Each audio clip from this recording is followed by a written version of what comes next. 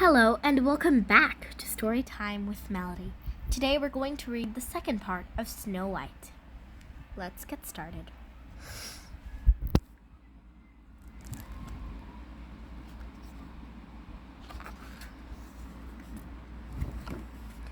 One day the queen looked into her mirror and asked her usual question. The mirror replied, "You are the fairest in this place, but by far the most beautiful face belongs to Snow White." The queen was outrageous and furious. "I thought she was dead," she cried. She then disguised herself as an old gypsy woman and went off into the woods in search of Snow White. She carried with her a basket full of apples. One of the apples was poisoned on one side. When she came upon the little cottage, she knocked on the door. Snow White opened the window, looked out, and said, "I dare not let anyone in." "Never mind, dear. Just let me give you one of my beautiful apples."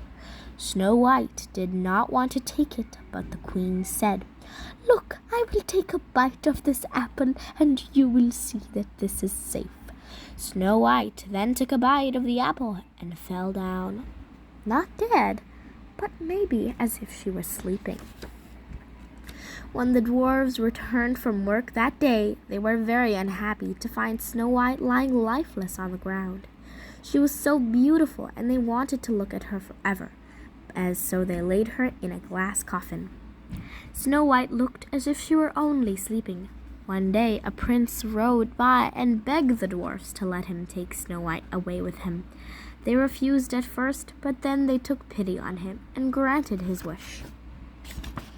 As soon as the prince lifted the coffin, a piece of apple fell from Snow White's lips, and she awoke. The prince asked Snow White kindly to go with him to his father's place and marry him. Snow White agreed.